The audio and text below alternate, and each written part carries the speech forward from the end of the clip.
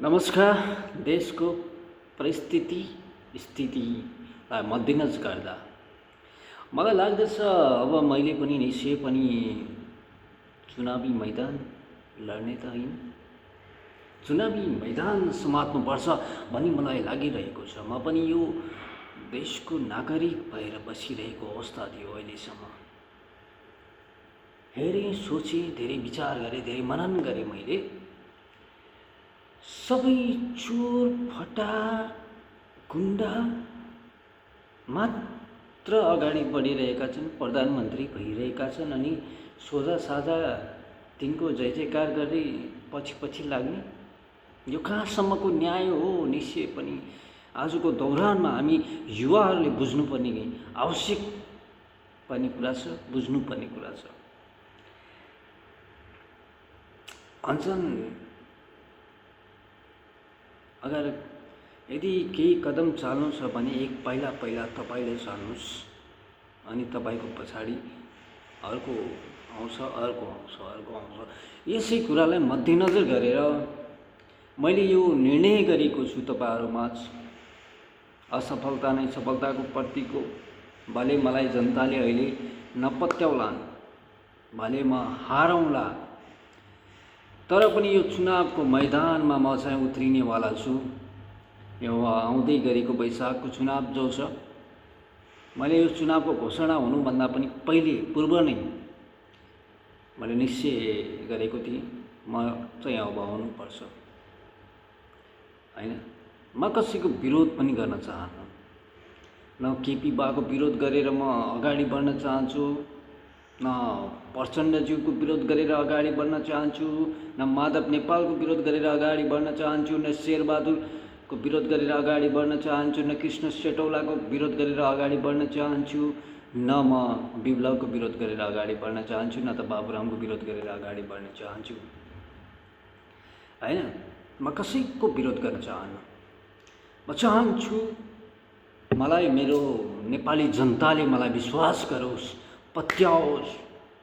श्री मेरो चाहना यो, तपाईहरू मलाई विश्वास गर्नुहोस्, पत्याउनुहोस्।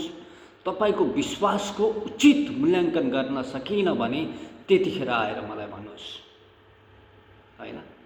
म भुकेर छोड्ने मान्छे होइन, भुकेर तर्साउने खाले कुकुर होइन। म दहाड्न मात्र आउँछ मलाई, म दहाड्छु। म भुकेर म यो गर्छु उ गर्छु भन्ने मान्छेमा पर्दैन आदरणीय जनसमुदायहरू। म त्यो खालको मनस्थिति बोकेर, त्यो खालको मनचिन्तन गरेर म पर्दैन, त्यो खालको मानसिक भावना भएको होइन। म दहाड्छुको मतलब के हो? म विकास लम्काउँछु। उखान टुक्काले म पनि त्यति गोली हान्न चाहन्न। उखान टुक्का मलाई पनि आउँछ, मैले पनि पढेको छु, भोगेको छु। उखान टुक्का मलाई पनि आउँछ। म विकास पुरा भइसकेपछि त्यसपछि बल्ल मैले विकास गरेँ भन्ने मान्छे हो। म यो भन्दैन कि नेपाललाई स्विजरल्यान्ड, अमेरिका, थाइल्यान्ड जस्तो बनाउँछु होइन। नाना थरी सपना देखाउन चाहन्न म। हामी विकसित मुलुकमा बसिरहेको अवस्था छ होइन। विकासका पूर्वाधारहरू हामीले जुटाउनु छ होइन। विकास कसरी हुन्छ? शिक्षाको क्षेत्रमा हामीले विकास गर्नुपर्ने छ। म त चाहन्छु निःशुल्क पढाइ होस्, निःशुल्क कक्षा 12 सम्म आम नेपालीलाई निःशुल्क शिक्षा मिलोस्। मेरो भावना, मेरो चाहना कक्षा 12 सम्म। त्यसपछि ट्रान्सपोर्ट होइन, यातायात विभागतिर होइन, तपाईको रोडदेखि लिएर यातायातमा तपाईको, म यो भन्दैन म ट्रेन ल्याउँछु, हवाईजहाज ल्याउँछु, यो भन्दैन, तर सम्भवको कुरा हो है। ल्याउन सकिने पनि छैन, सम्भवको कुरा हो। तर बजेटले भ्याएसम्म सम्भवको कुरा हो, ल्याउन सकिन्छ। नेपालमा निश्चय पनि सकिन्छ। तर ट्रान्सपोर्टमा विकास गर्नेछु, यातायातमा विकास गर्नेछु। म मेरो दोस्रो टार्गेट यातायातमा हुनेछु। तेस्रो टार्गेट भनेको व्यापार व्यवसायलाई कसरी फस्टाउने, हामीले एक्सपोर्ट कसरी गर्ने, इम्पोर्ट कम गरेर एक्सपोर्ट ज्यादा गर्ने, र मेटेरियलहरू बरु इम्पोर्ट गरौँला हामी, तर एक्सपोर्ट हाम्रो मार्केट हैन एडभान्समा जाओस्, हाम्रो मार्केट हैन व्यापक रूपमा देश विदेशमा छरिएर जाओस्, हाम्रो एक्सपोर्ट गर्न सकौँ, हाम्रो नेपालको प्रोडक्ट विश्वभरि नै चलोस् हैन। ती विविध कुराहरू मैले तेस्रोमा राखेको छु। अनि चौथोमा के छ भनेपछि चौथोमा मैले कृषि प्रयोजनमा कसरी फस्टाउने, कृषि प्रयोजनलाई हैन कृषिको क्षेत्रमा कसरी कृषकहरूलाई उत्साहित गराउने, तिनीहरूलाई पनि जो जागर चल्नु पर्यो काम गर्न, ओहो यो त यस्तो हुँदो रहेछ, तिनीहरूलाई प्रोत्साहित गर्ने एउटा वातावरण सिर्जना गर्ने, त्यो मैले चौथो नम्बरमा राखेको छु। अनि यस्तै विविध कुराले म संसारको माध्यमलाई एडभान्स टेक्नोलोजीमा हैन हाम्रो तपाईले सायद तपाईहरूलाई थाहै होला, यादै होला, स्मरणै होला, हाम्रो कुनै पनि सेटेलाइट अन्तरिक्षमा छैन, राइट। हामी अर्काको सेटेलाइटबाट इन्टरनेटहरू चलाइरहेका छौँ, दुनियाँदारी हामीले अर्काको सेटेलाइटबाट चलाइरहेका छौँ। मेरो एउटा मेन उद्देश्य, पाँचौँ उद्देश्य, छैटौँ उद्देश्य, हाम्रो पनि एउटा सेटेलाइट अन्तरिक्षमा होस्। मेरो मेन मुख्य उद्देश्य हाम्रो पनि एउटा सेटेलाइट अन्तरिक्षमा होस्। हामी यो वैज्ञानिकहरूलाई उत्पादन गर्ने, उनीहरूलाई प्रोत्साहित गर्ने एउटा मानसिक पूर्वाधारहरू हामी उनीहरूलाई उपलब्ध गराउनेछौँ हैन। विज्ञानको क्षेत्रमा उनीहरूलाई जस्तो आवश्यक पर्छ मटेरियलहरू हैन, अनि उनीहरूको शिक्षादेखि लिएर जो इन्ट्रेस्टेड हुनुहुन्छ उनीहरूको शिक्षा सबै सरकारले पुर्याउनेछ। अनि अर्को रह्यो हाम्रो करको कुरा। कर कसरी उठाउने, कसरी जनता पनि नमरोस्। हाम्रो नेपाली उखान छ, लाठी पनि भाँचियो, लाठी पनि नभाँचियो, सर्प पनि मर्योस् भन्ने एउटा नेपाली उखान छ। त्यसरी जनताको ढाड सेक्ने हिसाबले हामी कर उठाउने छैनौँ हैन। कर सीमित रूपमा उठाउने, देशको आय स्रोत नै कर हो हैन, त्यो सीमित रूपमा उठाउने। अनि तपाईको अर्को कुरा छ, त्यो सीमित रूपमा जसरी कम्फर्टेबल, सबै जनतालाई कम्फर्टेबल हुने हिसाबको आयकरहरू हामीले उठाउन जरुरी छ, उठाउनु पनि पर्छ, त्यो त्यस हिसाबले उठाउने। अनि अर्को कुरा छ, जनताको कर त उठायौँ, हामीले कर उठाउँछौँ, अनि जनताको करको सही ठाउँमा सही सदुपयोग हुने हैन, विकासका पूर्वाधारहरूमा विकास भयो कि भएन, त्यो सुविधा ल्याउने जमर्को गरेको छु। अनि टिकापुरको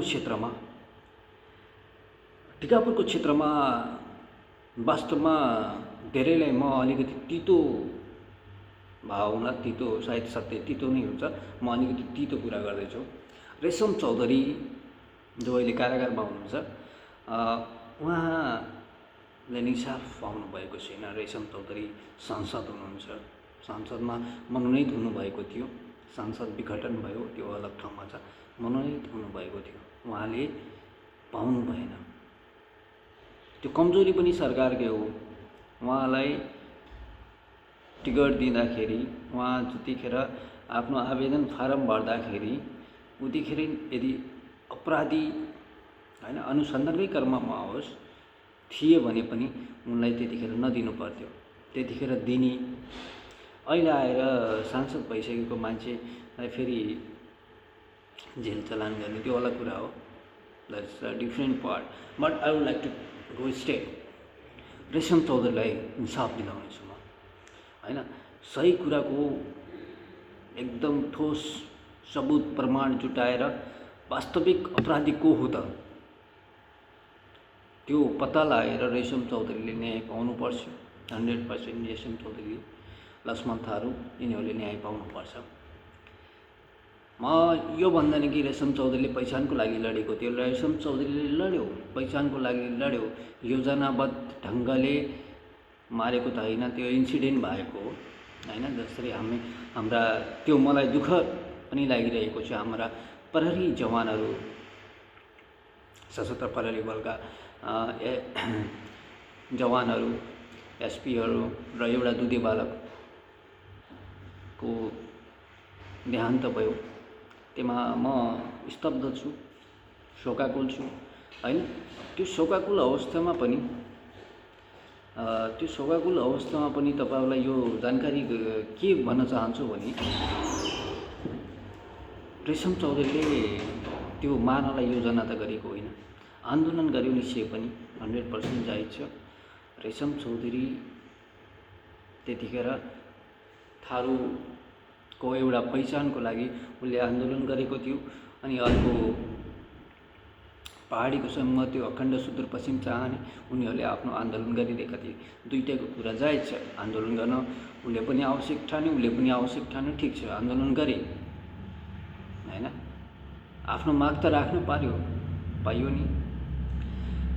लोकतान्त्रिक नेपालमा आफ्नो माग राख्न नपाएपछि के को लोकतान्त्रिक भयो? त्यहाँ दुर्घटना भयो, त्यो आफ्नो ठाउँमा छ, त्यो अलग पार्ट हो होइन। यदि दुर्घटनाको कुरा गर्नुहुन्छ त्यतिखेर रेशम चौधरीलाई तपाईँले हत्यारा साबित गर्नुहुन्छ भने प्रचण्डलाई पनि तपाईँले हत्यारा साबित गर्नै पर्छ। लाखौँको ज्यान लिएको थियो प्रचण्डले, कतिका सिन्दुर पछेका छन्, कति धुरा भएका छन्, कतिको छोरो जसले दागबत्ती दिने छोरो छैन होइन। महिलाका कतिका स्तन काटिएका छन्। त्यो प्रचण्डले सजाय नदिने, प्रचण्डलाई जय जयकार गरिदिने, अनि रेशम चौधरीलाई तपाईँले थुन्न मिल्दैन। कानुनीको हिसाबमा तपाईँले राम्रोसँग जान्नुभयो भने योजनाबद्ध ढङ्गले प्रचण्डले पनि गरेको छ नि। प्रहरीलाई मारेको प्रचण्डले पनि हो। किन प्रचण्डलाई तपाईँहरूले समात्न सक्नु भएन होइन? कमसेकम प्रचण्ड पनि त जेल जानु पर्थ्यो। एउटा इन्साफको हिसाबमा सोचौँ भने प्रचण्ड पनि जेल जानु पर्थ्यो। तर रेशमले प्रचण्ड जस्तो क्रूर काम गरेको थिएन। रेशम चौधरीले प्रचण्ड जस्तो क्रूर, एकदम भयङ्कर के भन्छन् त्यो क्रिमिनल ढङ्गको काम गरेकै थिएन। माओवादीका नाममा ठगी कति गरे, कति लुटी आम जनतालाई, त्यस्तो क्रूरता त रेशम चौधरीले गरेकै थिएन। तपाईँ मान्नुहोस् चाहे नमान्नुहोस्, रेशम चौधरीले गरेकै थिएन। तर किन रेशम चौधरीलाई त्यो भयो त? किन उसलाई मात्र सजाय भन्ने कुरा आउँछ। ठिक छ, यावत कुराहरूको प्रसङ्ग गर्दै गरौँला। मेरो आज रेशम चौधरीको बारेमा खासै त्यति बोल्ने मन थिएन, प्रसङ्गवश आएको हुनाले मैले बोलिरहेको छु रेशम चौधरीको बारेमा। मेरो मेन मुख्य उद्देश्य भनेको म चुनाव लड्नका निमित्त आइरहेको छु तपाईँहरूमाझ। चुनाव लड्नका निमित्त म आउँदैछु तपाईँहरूमाझ। कृपया मलाई अत्याधिक बहुमत दिएर मलाई चुनाव जिताइदिनु होला। सादर निवेदन गर्दछु तपाईँहरूलाई। मेरो उद्देश्य चुनाव लड्न मात्र होइन। तपाईँहरूले मेरो गेटअप देखेर यो मान्छेले के विकास गर्ला, यो देख्दै टपोरी जस्तो छ होइन, यावत कुराहरू सोच्नु भयो होला। तर यो युवा नै खाँचो छ त्यसमा। बुढापाकाले के गर्छन् तपाईँलाई म भनिदिउँ। बुढापाकाले सोच्छन् आफ्ना नाति नातिना अनि छोरी भाइ भतिजी दुनियाँदारीलाई सोध्छ, तर एउटा युवाले देशको बारेमा सोध्छ। किन भनेर प्रश्न गर्नुहोस्। एउटा प्रहरी युवा हुन्छ, त्यसले आफ्नो आमा बुवा मेरो श्रीमती छोराछोरी छन्, केही सोचेको हुन्न। त्यो आफ्नो ज्यान दाउमा राखेर देशको लागि लड्न सक्ने भनेको त्यो युवा प्रहरी हो कि होइन। त्यो नेता आएर त्यहाँ लड्दैन, बोर्डरमा लड्दैन, कसै देशको सुरक्षा गर्दैन। आफ्नो ज्यान दाउमा राखेर सडकको धुलो खाँदै सिटी फुक्दै हिँड्ने प्रहरी जवान हो कि बुढो होइन। त्यसैले एउटा युवासँग यो शक्ति हुन्छ, देशलाई हाँक्न सक्ने 1% वातावरण एउटा युवालाई दिइदिनुहोस् न। एक युवालाई देश हाँक्न सक्ने एउटा यस्तो वातावरण सिर्जना गरिदिनुहोस्, यति विश्वास गरिदिनुहोस्। 1% एकचोटिलाई युवालाई दिइदिनु त। यसले एउटा युवालाई दिएर देश चलाई हेरौँ न त एकचोटि। गरिदिनुहोस्, युवाले देशको नक्सै फेरिदिनेछ। नक्सा भनेर फेरि तपाईँहरू सोध्नु होला, यो नेपाल भारतको नक्सा होइन, देशको रङ रूपै फेरिनेछ। विकासका सिर्जनाहरू हुनेछन्, बेरोजगार बढ्ने छैन, सबले रोजगार पाउने छन्, सबको घरमा रोजगारी भत्ता मिल्नेछ। रोजगारको भत्ता बेरोजगार भयो भने बेरोजगारी भत्ता दिइनेछ सरकारबाट। नेपाल जलविद्युत परियोजनामा हामी जलविद्युतै बेचेर पनि, बिजुली बेचेर पनि हामी देशलाई पाल्न सक्ने क्यापेसिटीका मान्छे हौँ हामी। हामीसँग पूर्वाधारहरूको सिर्जना गर्न सक्नुपर्छ, प्राइभेट सेक्टरलाई कसरी प्रोत्साहित गर्ने तिनीहरूलाई। ल 80% तपाईँहरूलाई सरकारबाट दिने, 80% तपाईँ लगानी गर्नुहोस् भनेर प्राइभेट सेक्टरलाई प्रोत्साहित गर्यो भने प्राइभेट सेक्टरले पनि, प्राइभेट व्यापारले पनि त्यहाँ लगानी लाउँछ। लगानी लगाएपछि विद्युत उत्पादन भएपछि हामीले विदेशमा पनि बेच्न सक्यौँ अनि हामी त मालामाल। यो कुरा बुझ्दैनन्। बुझेर पनि यिनीहरूले के गर्छन् भनेपछि तपाईँले नेपालमा विद्युत एक्सपोर्ट हुन थाल्यो, नेपालमा लोड सेडिङ भएन भनेपछि के हुन्छ भनेपछि भारतबाट आउने जनरेटर, ब्याट्री अनि त्यसपछि टर्च लाइटहरू, ब्याट्री भयो, जनरेटरहरू अनि डाइनामो अनि त्यसपछि विविध कुराहरू, भारतको व्यापार बढ्दैन। त्यस कारणले यी कुराहरूले यो नेपाललाई करप्सन भएको कारणले नेपालले यी कुराहरू हटाएको हो कि। नेपाली सरकारमा रहेका जो तत्त्वहरू छन्, भाइरसहरू छन्, यिनीहरूले घुसपेट गरेर यी सबै कुराहरू नहोस् भन्न चाहेको। देशमा ट्रली बस थियो, हेर्नुहोस्, विद्युतबाट चल्ने ट्रली बस थियो। नेपालले त जमानामा विकास गरेको, त्यो ट्रली बस हटाउन लगाए, उद्योग कल कारखानाहरू बन्द गर्न लगाए। के का निमित्त? सब दलाली। त्यसैले आऊ साथीहरू, एकचोटि मलाई मौका दिनुहोस्, के गर्दो रहेछ यो केटोले हेरौँ न त, एकचोटि विचार गरिदिनुहोस् न, के फरक परिदियो। तपाईँको एक मतको मूल्य चुकाउने छु म, एक मत पनि तपाईँको खेर फाल्न दिने छैन। बिन्ती, मलाई विश्वास गरेर एकचोटि भोट हालिदिनुहोस्। मेरो कुरा तपाईँलाई यथार्थ सत्य लाग्छ भने प्लिज सेयर गरिदिनु होला, देशव्यापी रूपमा प्रसार गरिदिनु होला। यदि मेरो कुरा तपाईँलाई उचित लाग्छ, ठिक लाग्छ भनेपछि देशव्यापी रूपमा यसलाई सेयर गरेर अगाडि बढाइदिनु होला। जसरी हुन्छ सेयर गरिदिनुहोस्, लाइक मलाई चाहिएन, सेयर गरिदिनुहोस् बस। तपाईँलाई मुरी धन्यवाद हुनेछ। मेरो यो भावना, मेरो मनमा लागेका कुराहरू तपाईँले सेयर गरिदिनु भयो भने म धेरै आभारी हुनेछु तपाईँहरूप्रति। यति भन्दै